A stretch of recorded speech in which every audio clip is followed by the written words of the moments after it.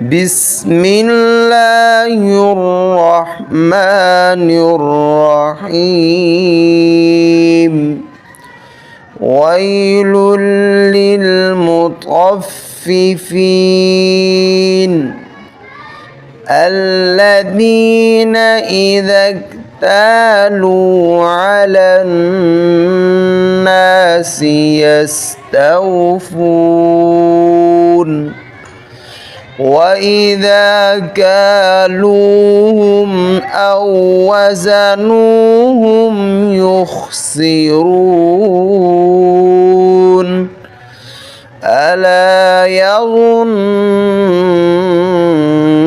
أولئك أنهم مبعوثون ليوم عظيم يوم يقوم الناس لرب العالمين.